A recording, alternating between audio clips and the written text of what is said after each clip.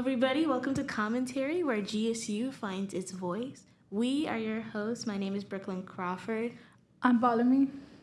And we are thrilled to kick off our very first episode with our inaugural host, Professor Carrie Freeman. It's a big day for our department. Fulami, Dr. Freeman, are you ready to get this started? Yeah. Thanks for having me. I'm so honored to be the first guest. We're going to make it or break it with this podcast. Let's see what happens. I hope so. I've taken one of your classes online, but if you wouldn't mind, tell me a little bit about yourself.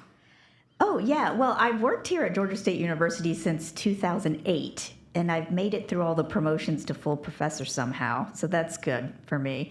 And before that, I was at University of Oregon and then University of Georgia getting my communication degrees.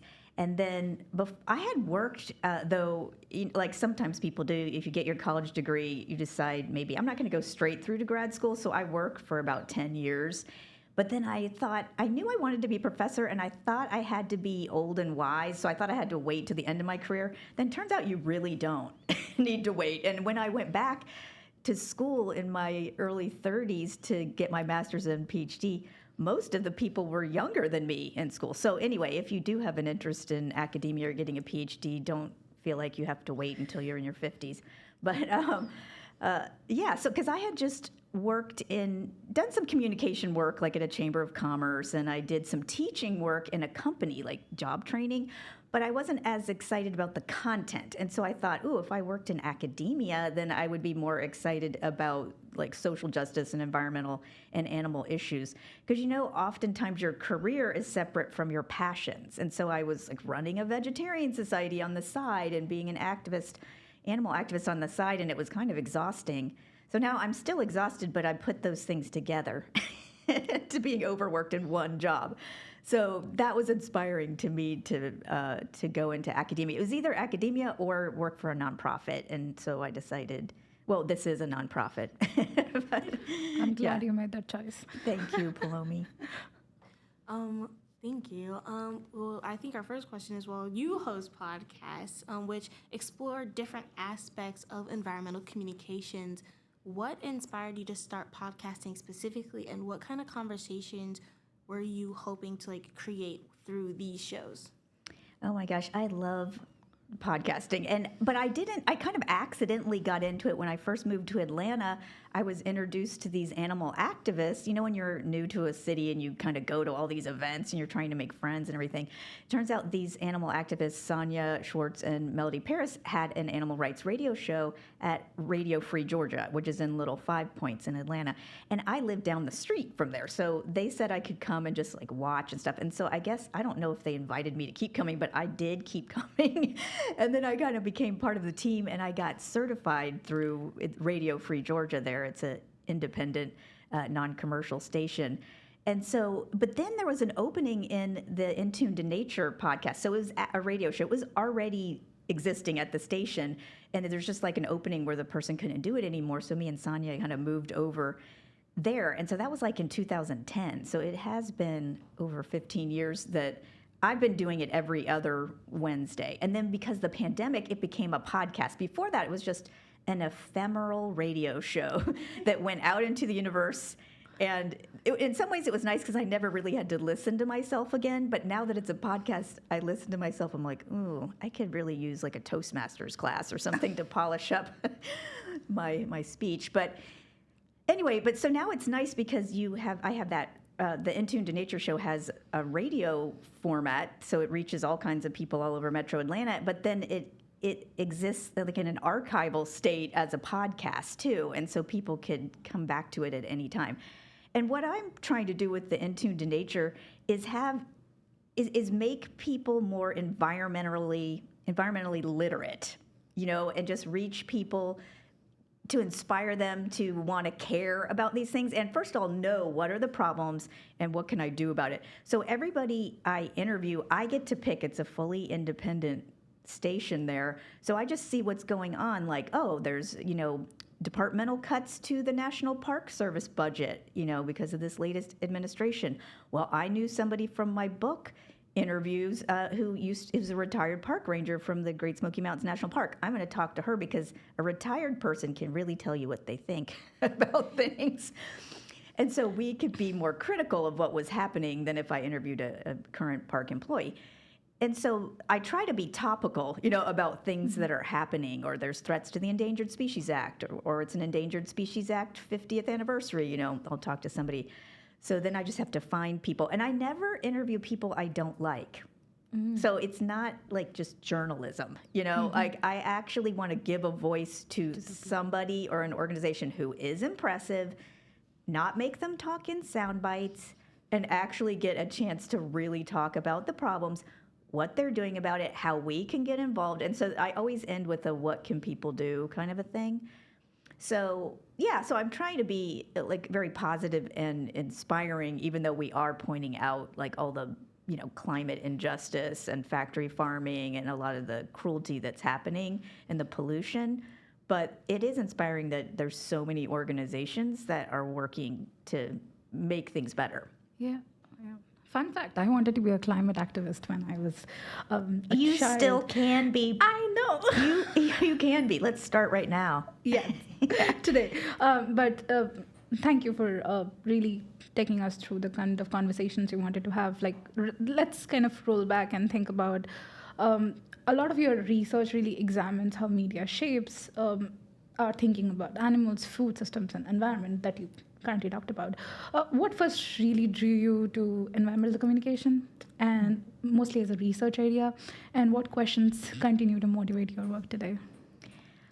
Well, I think, when you work as an activist, and like I was just running as a grassroots unpaid person, a vegetarian society in Southwest Florida. And so I would get this literature that we would put out on our tables, or, and then you don't know what literature should you get? What should be on the cover of that brochure to convince people? I thought there used to be a magic way that people would go vegetarian immediately. Like, oh, if I just got the right leaflet that had the right picture, like, should it be a sad pig behind bars? Should he be bloody in a slaughterhouse? Should he be happy at a sanctuary? Should it not be a pig at all? Should it be a person eating like a veggie pork sandwich? I mean, what should it be? So anyway, I just got curious about how should we talk to people based on the values, because most people are nice people. They don't want to do harmful things, and they want to take care of themselves and the planet. So how can we educate people about this? And I wasn't sure when I went back into academia what route I should take, because environmental communication is kind of a newer field. And you might think, well, I need to do environmental studies, or if I want to find out stuff about animal rights, I should do philosophy or law, like that's traditional. But since I had been an advertising major back in the day at University of Florida, even though I never really worked in advertising because then I just didn't really want to sell things to people. I realized that while I was getting my degree. But still, you can use that kind of marketing to do more social marketing. So that's what motivated me, is I really wanted to see what kind of news stories, what kind of movies, what kind of messages are out there, because I was always also writing letters to the editor and stuff. And also this was before social media, when it was kind of maybe easy to post your opinion about things. You literally had to type out or physically write out on a piece of paper and mail it to them. But I was always, giving my opinion about what was on the media anyway. So I was like, well, why don't I make it official and get a PhD in media studies? And then since I joined, and that was like around 2001 that I started going back to grad school. And since then, the field of environmental communication has slowly developed. And now there's also a field in academia called critical animal studies. There really used to be no word for if you were doing animal rights, like that, you didn't have a word for it. That was academic. So it's been helping my career that there's been places for me to publish also, and divisions at conferences, because any students who are listening, like if you go to a big conference, they separate things out into like women and gender, or media ethics, or environmental communication. So if there isn't a division that fits what you like, you kind of get confused, like, can I participate in this conference or not? So it's nice that there are environmental communication, and that's such a broad field. You could put environmental justice issues in there, of people having toxins in their environments, and being mistreated unfairly by chemical industries or factory farms. And then I put the vegan advocacy in there from a farmed animal, agricultural, fishing kind of standpoint too. Yeah, thank you. I mean, we learned a lot about the visual aspect of advertising and how you can really persuade people to do something. Yeah. And visual is more important, more than not, especially in Yes. climate activism and research for that matter. But we know that you have spent quite a time in exploring national parks across the United States. Yeah. How have your experience in nature shaped the way you currently think about it, or your experience in shaping the current book that you're trying to write, or your research? Yeah, this latest book I'm working on is about coexisting with wildlife, humans coexisting with wild or free animals. And I think the main reason I got into that, now of course, like most of us, I like being outdoors and it's beautiful and I love going to scenic places and I get so psyched if I happen to see a wild animal. And that is actually what almost everybody wants to see when you go to the parks. They're all waiting for like a bear or a deer or an elk or something to appear, someone to appear. But then I was mostly at the time working on vegan and food-oriented projects, like for my dissertation. But it overlaps with extinction issues. And the more we grow food inefficiently and raise animals and all their feed crops, we're taking all this land away from other animals that need to survive and thrive. So I'm seeing the connections. And also there's a book called Half Earth by E.O. Wilson, the biologist, that was saying that we're never going to stop the extinction crisis unless the entire planet, all the nations of our planet, give over half of the land and sea spaces to wilderness. Not that we can't, be in those areas to some extent. We're talking half of our land, which to us sounds so extraordinary, but think about it. We're one species. Why do we take up, like 80% of the... But that's just how we're so self-centered. And as an animal rights activist, these things are so apparent to me that we do not share the world. We certainly don't share the world equitably with other humans, and then we really don't share it equitably with other animals who really don't have rights also within our, parliaments and Congress and different things. So I decided, hey, let's start getting people excited about recognizing these wild animals as our neighbors and maybe citizens who deserve to be here. And so this book is the first time I've done what you might call place-based research or field work. Because before I always wrote things from my couch, which was very comfortable but boring. And so now I was like, ooh, I'm actually going to go to these places that I really like. So I decided to pick UNESCO World Heritage Sites because that is fascinating, and that's a real interesting area for any student that wants to explore the world. Go look at the UNESCO World Heritage Sites. There's cultural sites and biological sites. And see what excites you around the world about these places that are supposed to be preserved for all of humanity because they're special to everyone. So if it happens to be in your nation, like Yellowstone National Park is one, we're supposed to preserve it here in the United States for everyone. So that's the idea. So I decided to pick in North America and the United States some UNESCO World Heritage Sites. And so I picked the Everglades National Park, Great Smoky Mountains National Park, which is near us, Yellowstone, Glacier, and then Glacier Bay, which is in Alaska. And Glacier and Yellowstone are in Montana. And so I actually went out and interviewed wildlife advocates, I'm calling them. But they could be artists or activists or lawyers. They could work for the park as biologists, and just talk to them about ways that they have seen people make changes to help the animals and what worked and what works when, there's a lot of disagreement. Because usually with humans, we want any inconvenience from another animal. A lot of times we're like, oh, just kill them, get them out of here. And so how can we shift people so that we, humans, are making accommodations? Mm-hmm. For example, actually one of the species that is at all these parks from Florida up to Alaska are bears. And that is the species that people get the most frightened of. And I do get that, even though they really don't attack us very often. But the point is that they are huge and very powerful, here in North America. And so if you live in an area that does have bears, probably because they were there first and we moved into their neighborhood, or maybe we pushed them out of a neighborhood, so now they're in your neighborhood, the community needs to have bear-proof garbage cans, or they need to not put bird seed out and things like that. So if people accommodate, then you can live, with other animals in a peaceful way and not just say, oh, I want to put bird seed out and leave my garbage however I want it, so you just have to come removing the bears or killing the bears, because that's how some people are. And it's very upsetting to the park ranger staff or the wildlife services staff who maybe work for the U.S. Forest Service or in wildlife management. They don't want to go kill those bears. So people just also have to be constantly educated. So anyway, there's a lot going on, and sometimes small accommodations could mean a lot, but we have to be willing to do it, and it has to be made affordable. So maybe the community needs to subsidize or pay for those bear-proof garbage cans for everyone. If you want everyone to have them, maybe you need to give them to the community, right? Yeah.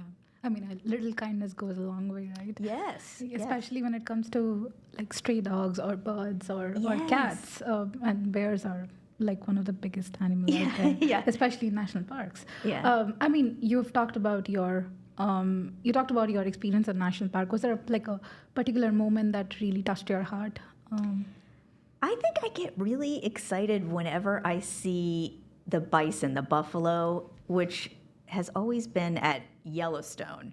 And the buffalo who are at Yellowstone are the only living relatives or descendants of the millions of buffalo that used to be here before the colonists and settlers massacred them, along with the indigenous human communities that lived out there with the buffalo. And so it just kind of hits me every time I see that particular group of wild buffalo, because there are buffalo around. A lot of them are turned into what we might call livestock, like they're being raised like cattle. And it's also weird when you're outside of Yellowstone National Park, like in Gardner, you'll see like buffalo burgers and stuff. And I just find that, I don't know, so I find that weird. Like, I get that we're all made of meat and you can eat anyone, but still, I just am like, we're all here to take pictures of the buffalo. And then it's like, oh, I'm going to have a buffalo sandwich at lunch.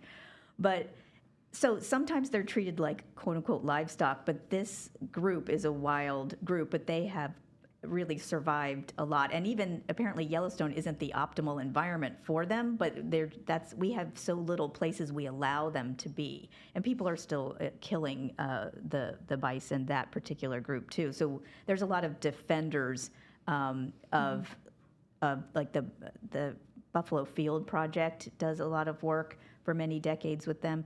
So I got to see them in Yellowstone when I was out there interviewing Rick McIntyre, because Rick McIntyre, somebody may recognize his name, and if you don't, you should look up his books, because he writes all these books about wolves. So now I'm switching over to wolves. Now, I didn't see any wolves when I was out there. I mean, I did through like a telescope, but I mean, it hardly counts. I mean, it was so far away. But because this was in the Lamar Valley, and the Lamar Valley is so huge with mountains on either side, but a lot of wild animals kind of in the middle, and then a bunch of tourists on this one road with telescopes and cameras. So I was waiting around to interview Rick McIntyre, because this guy, he goes out. He used to be a Park Service employee studying the wolves. And he studies them from a distance, so he's not, up in their business. He's like with a telescope, and he takes all this data and he records their stories. And then he writes these dramatic books. This Wolf Society is like a soap opera. I mean, it is really fascinating. And so I'm trying to interview him, but also the phones don't work out there. And people are showing me what his car is. I'm like leaving a paper note on it. And then I have to use the one bathroom, and I have to drive to this one bathroom in the Lamar Valley. And that's when I saw the bison. So I was happy I went there. But anyway, somehow I ended up, meeting Rick McIntyre. I mean, we were scheduled to meet, but it still was difficult to kind of hook up. Then we went back to that same area, and then we sat on a rock, like outside, and I interviewed him like in the Lamar Valley. And it's just really cool, because I've been reading his books, and there he is. If I had been a little bit less timid, I would have gone up one of the mountains and actually been with him with the telescope, because he did invite me to do that, but I kind of couldn't tell where he was, and I started tramping around on the sagebrush on a mountain by myself, and I thought, I don't know, Carrie, why don't you go back? I mean, but maybe I should have kept going to try to find him, but I was just like, I didn't know if I went over that ridge if there was going to be a herd of buffalo in my face. And so I was like, maybe just go back to the trail. So I missed out on maybe some of that field work, but it was still cool to interview someone outdoors in their space, because this guy goes out every day. I'm saying he doesn't go on vacation, and he's there before. Like, I also had to, I'm not a morning person. I was driving through Yellowstone in the dark in the morning trying to, and also you don't want to hit any animals, to go and interview this guy. So that was like really fun. That's so much more fun than using Zoom. Yeah, interesting. Very interesting. I was wondering, what kind of things are you putting in your new book then? Like, whatever. Well, there's definitely going to be some stories from Rick McIntyre in there. So the way I'm going to organize my book, because I could organize it around each park, like a chapter on the Yellowstone and a chapter on the Everglades. But I think it's more interesting to just take the questions I asked everybody, which now there's 48 people across all these parks that I interviewed, because sometimes they're talking about the same animal and the same issue. Like, they're talking about animals getting hit by our cars, for example, on the roads. And so we need wildlife overpasses and underpasses. So that's going to be a theme. So rather than me repeat that through every chapter, I'll just have that in one section and include some of the pictures that I took. Because there is a Native American community that is closer to Glacier National Park, the Confederated Salish and Kootenai tribes. They worked with and pressured the Department of Transportation in Montana to create a huge and impressive wildlife overpass over this particular highway, because the Department of Transportation wanted to widen a highway that went through their reservation. And so then the tribes said, well, only if you build this, wildlife overpass. I'm like, yes. And so I got out of my car on the side of the road and taking pictures of that. So it's also fun of the field work to have that visual documentation and the evidence of that. So I think I'll be sharing lots of examples of how people did the right things, and that those kinds of safe passage measures are so important, or the times when people created corridors so that animals don't get stuck. Like, they can get stuck, like the Florida panthers are basically stuck in South Florida because of a variety of canals across the Everglades and 2 highways that cut across the Everglades. And they have trouble migrating up through South Florida. And then you get inbreeding and all different things. In fact, they had to bring in a different species of panther to keep the panther population alive in South Florida. But there is a Florida Wildlife Corridor project that's very impressive, that they're working on taking the farms in different areas through Central Florida and doing these conservation easements where people get paid to allow wildlife to go across their land. And then people work hard to make sure no new highways are built, and so that especially the larger animals like bears and panthers can actually move through from South Florida to North Florida and into Georgia. So there's these just really impressive people that also will, they'll walk the wildlife corridor and create like a story where they're taking pictures and doing filming of themselves camping, and like they're in the swamp, and so they're just trying to put themselves out there, like people who go on those long marches, to say, here I am in the wildlife corridor. These are the places we're trying to save in like old Florida. And I'm actually from Florida and grew up there, and there's about 4 generations of my relatives from Florida. So I do have a particular attachment to that state. So while there's a lot of problems in Florida, and the climate crisis is going to make it so there's not as much Florida left, I am happy with the wildlife corridor, and that's a model that we could use here in Georgia. Yeah, definitely. I mean, we started our conversations about you coming to the department and taking a PhD for this advocacy. I wanted to ask you, your work often bridges the scholarship between the advocacy and especially around animal activism and veganism, right? How do you think scholars can really balance being researchers while also engaging in meaningful public conversations? Yeah. Is this kind of a question, do you think, about how some people might think, oh, well, you're too subjective, you're too close to it, and so... Not really. More of sometimes we scholars really are are putting ourselves not out there, or rather removing ourselves from the conversation, but just looking at it from a bird's eye view and putting our opinion. But I wanted to ask you, like, how are you managing between being a scholar and publishing work, but at the same time also doing advocacy on the side and maintaining a balance over it? Yeah, or how do you take the work that you're doing and make sure that it actually impacts people? Yes. Because, the word ivory tower is what people use to describe academics if all we do is publish in journals and they're always behind a paywall. And so if somebody's not at a university, they can't even read your work. Absolutely. So one of the first steps I think everyone should do, if they can, and I've tried to do this, but it depends on the publisher, is get open access. So when you do publish something, try to make either the final version, or sometimes for copyright, they'll make you do like a previous version that doesn't look quite as pretty, and you could put that online. So anyone in the world should be able to access your work.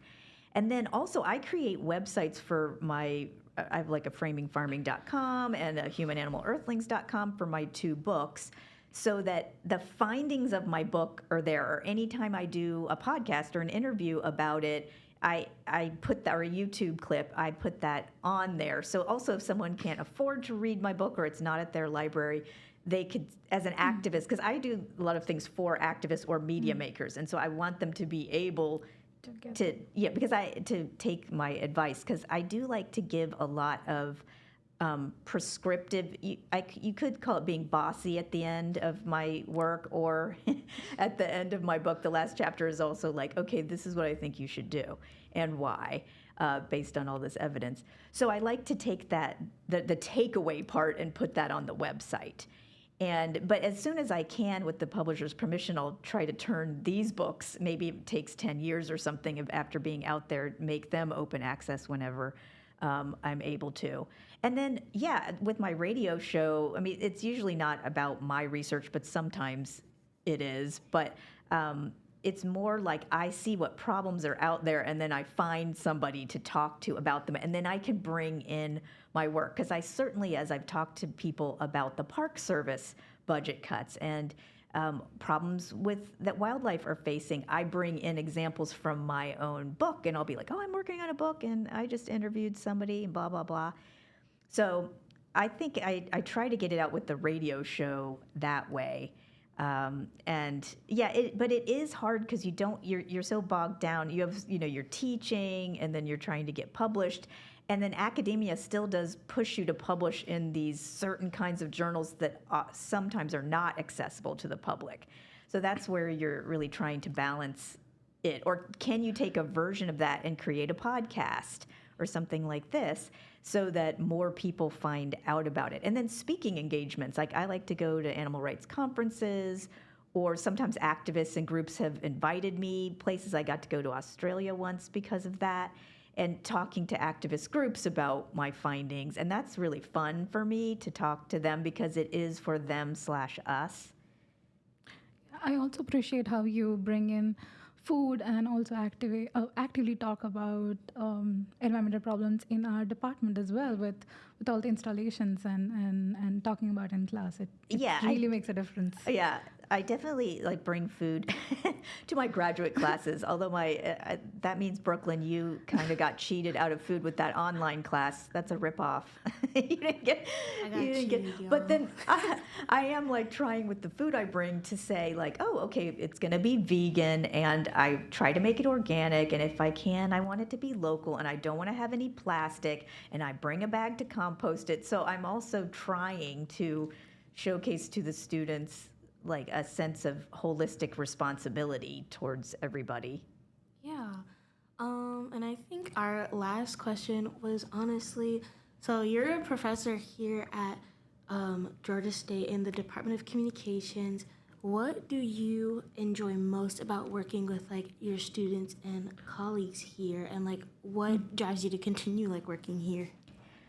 I'm kind of spoiled working here. I don't know that I could work anyplace else after this, because I think our students are so nice, and they're open, and they don't, I don't know, they're not in there complaining. I don't know, just the class environment is one where I feel like everybody wants to make the world a better place. Everybody is interested in justice-oriented issues, and a lot of the students don't come in just totally skeptical of these things. I mean, they're critical thinkers, but I feel like they're respectful to each other. They know how to have conversations that can be difficult without insulting other people. So they make it easy for me as a teacher, to have, because in the media ethics class, of course, Brooklyn, you remember, like, all we do is dig into, like, should you show a dead body, on, a newscast, like, and when should you? And like that's an uncomfortable conversation to have, and not everyone's going to agree.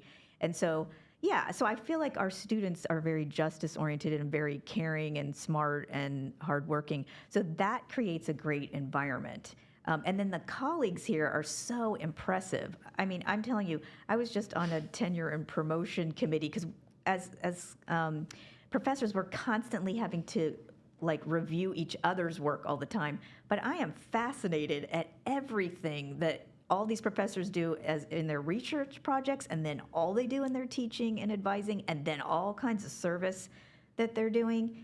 It is amazing. So even though I feel kind of overworked and kind of tired because there's a lot of people that you're responding to, so are all these other hardworking, people here, but they do it because they care about the students and they think what they're doing is important. And the student projects, like our graduate projects, they're on all kinds of issues, like about, supporting the queer Asian community, supporting notions of Black love, supporting electronic vehicles. And there's just so many projects that I get to work on through the students because they're trying to uplift people. And, they're just worried about things on the planet. And so I think it's fun to do that, to work with them. We have just also really nice colleagues here, like Kevin over here. He's with us in the room being really quiet. Kevin Mudavadi, our new professor, who I just want to say he's the one that came up with this idea. It's his first year in our department, our communication department, and he's already innovating. Like, why didn't we think of doing a podcast? I've been here since 2008. Didn't occur to me, and I do podcasts.